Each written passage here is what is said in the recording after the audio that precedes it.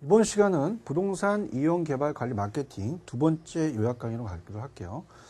자, 시험에서 출제 빈도가 높은 건 개발 파트에서 다음은 개발의 위험입니다. 위험에 대해서 거의 출제 빈도가 높아요. 워퍼드가 법적 시장 비용이라고 이해를 합니다.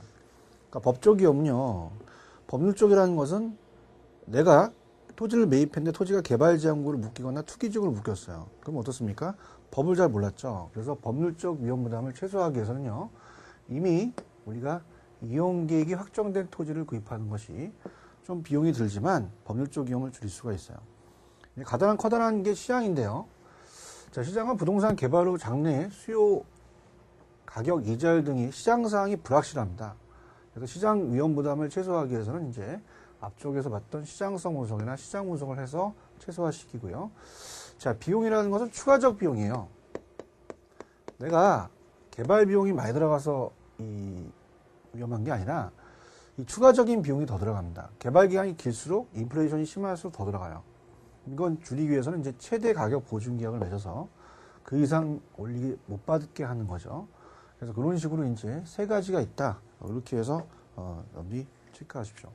그럼 이거와 묶어서 혹시라도 우리가 이제 그래프를 이용해서 이제 물어볼 가능성이 있는데요. 자, 요거 이제 내용을 이제 아시게 되면 시장 위험이 굉장히 중요하기 때문에 시장 위험과 연결시킬 수 있는 게 자, 요겁니다. 개발 기간의 매수자의 시장 위험과 가치와의 관계. 자, 매도자가 개발 초기에 선분양을 합니다. 그때면은 그 위험이 요건 매수자 위험이거든요. 매수자 위험은 좀 커졌다가 점점 낮아지겠죠. 완성과 더불어. 근데 선분양이라는 자체가 우리가 보통 가격을 낮게 잡아요. 그죠? 그래서 매도자는 위험을 전가시켰지만 수익은 낮죠. 낮게 됐다가 다시 또 가치가 높아진다. 그럼 가치와 위험은 반비례다. 이렇게 해서 보시면 되고요. 그 다음 이제 이 두 번째 시간의 개발 파트에 중요한 거는 이 민간 개발 방식의 비공영입니다. 비공영은 이제 민간 개발 방식인데요. 자체 개발 사업은 토지 소유자가 자기가 직접 개발해서 도급 발주해서 하기 때문에 이익이 모두 토지 소유자한테 가요. 그래서 가기 때문에 사업 수행 속도가 빠르고 근데 위험이 커서 자금 조달 부담 및 위기 관리 능력을 요구되기 때문에 단점이 있죠. 그래서 이걸 보완하는 게 이제 지주 공동사업이라는 게 만들어집니다.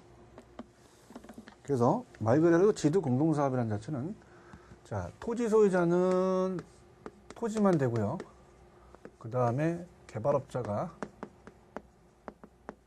자금을 내서 이게 나눠먹는 게 지주 공동이에요. 그래서 이제 그 대표적인 게 이제 등가 교환, 같은 가격으로 이제 교환하는 방식. 그러니까 토지가 만약에 60억이다, 건물이 40억이다. 그럼 40억만큼 건축물을 주는 거죠. 그래서 공사비를 건축물로 줍니다. 그래서 토지 소유자가 개발사업 발주하고 개발업자는 공사비를 준공된 건물을 일부러 변제하는 방식, 건물로 변제하죠. 보통 토지 소유자가 시행자, 건설업체, 시공사로 이제 참여하고요. 공사비는 대부분 이제 개발업자가 조달을 합니다. 공사비에 해당하는 대물 부분은 사전에 이치를 또 정하기도 하는데요. 자, 공사비 분양금 지급형은 아까는 대물로 줬다면 분양금 받아서 주는 거죠. 토지 소유자가 개발사를 발주하고 개발업자는 공사비를 분양 수익금에서 지급합니다. 시공회사는 공사비를 분양 수익금에서 일정한 비율을 가지고 가며 대여금은 이제 분양 수입 중에 최우선적으로 변제한다는 걸 참고하시고요. 앞쪽에서 금융의 신디케이트라는 건 투자자 모집형이에요. 그래서 우리가 이 개발업자가 투자로부터 자금을 모집해서 개발 사업을 진행하고 투자자에게 지분을 보장합니다. 그리고 보통 이제 이 신디케이트는 유한 책임, 투유라고 외우시라 그랬죠. 그렇기 때문에 투자 한도 내에 책임을 지며 출자비에 따라 배당을 받겠죠.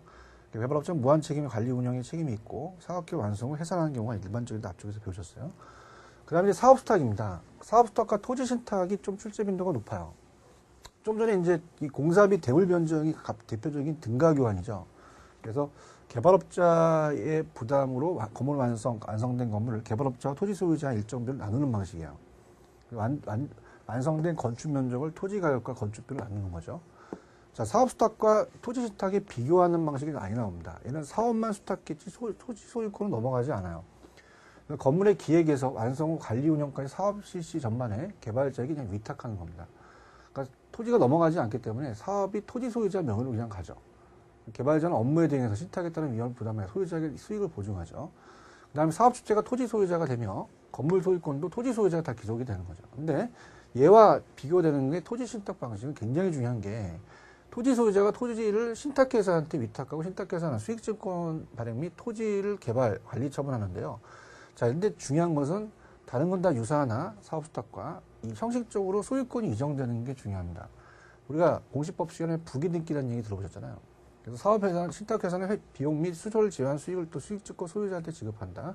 자, 이렇게 보시면 바랍니다. 그래서 요게 이제 출제 빈도가 있다라고 이제 보십니다. 그래서 민간 개발 방식도 문제가 한 문제 정도가 배정이 돼요. 그래서 여기도 여기 깊게 보셔야 되는 부분이고요. 그 다음에 이제 그 영어로 나오는 민자유치라는 게 있어요. 민자유치는 이제 빌드라는 개념으로 이제 나오는데, 다른 것들은 그냥 참고로 하세요. 컨소시엄 같은 경우는 뭐 보통 우리가 대규모고, 자, 우리 법인끼리 컨소시엄 한다는 얘기 들어보셨잖아요. 그래서 법인 간의 컨소시엄을 이용해서 여럿이 사니까 안정적이고 장점이 있으나 법인 사고 간에 또 이해조정이 필요해서 책임 회피가 있죠. 사공이 많으면 배가 산으로 가잖아요. 자, 구차지는 옛날 방식입니다. 차지는 땅을 빌린 건데요. 옛날에는 개발업자가 토지 소유자로부터 토지의 차지권을 설정해서 고액의 권리금을 지급한 다음에 임대했어요. 차지권부 건물로서 분양 임대인데요. 새로운 차지 방식은 개발업자가 토지 소유자의 토지의 차지권을 설정한다. 계약 시 권리금을 주지는 않습니다. 고액의 지대가 지불되기 때문에 또 공동사업이고요. 자, 이것이 중요해요. 자, 빌렸기 때문에 계약 종료에는 토지는 무상으로 반환하고 건물은 시가로 양도한다는 거. 토지는 무상, 건물은 시가가 한번 바꿔서 나온 적이 있었습니다. 자, 이렇게 해서 민간 개발 방식, 앞서서 얘기했지만 꼭 정리를 해 두시고요. 자, 요게 이제 출제가 안 되면 이 민자유치입니다. 빌드는 민간이 건설해서 트랜스포는 소유권 이전한 다음에 임대료 수입이죠. 그래서 민간 사업자 공공시설을 건설해서 건설하고요. 소유권을 이전합니다. 그래서 우리가 정부로부터 임대료수를 받는다. 그래서 이거는 BTL이다. 학교 교육시설 이런 것들은 다 임대료를 받죠. 그래서 수요자한테 사용료 부과로 투자비 해소가 어려워요. 정부가 적정 수익률을 반영해서 임대료를 산정하기 때문에 안정적이나 우리가 BTO보다는 수익률이 낮겠죠. 그 BTO입니다. 빌드, 건설한다, 트랜스포를 이전한다, 오퍼레이트, 운영하는 거예요. 그래서 이거는 건설하고 이전하고 운영하는 거죠. 도로나 이런 것들은 이제 우리가 토익료를 받죠. 수요자에게 사용료 부과해서 투자비를 회수합니다. 사용료 수입이 부족한 경우 정부보조금을 지급해서 사후적으로 이제 적정 수익률을 또 보장해 주는 거가 되겠고요. BO는 빌드, 건설한다, 온, 소유, 그 다음에 오퍼레이트는 운영이죠. 그래서 건설해서 소유하고 운영한다. 자, BOT는 어떻게 돼요? 건설하고 운영하고 이전하죠. 그래서 건설하고 운영하고 이전한다. 자, 그렇게 정리하시면 됩니다.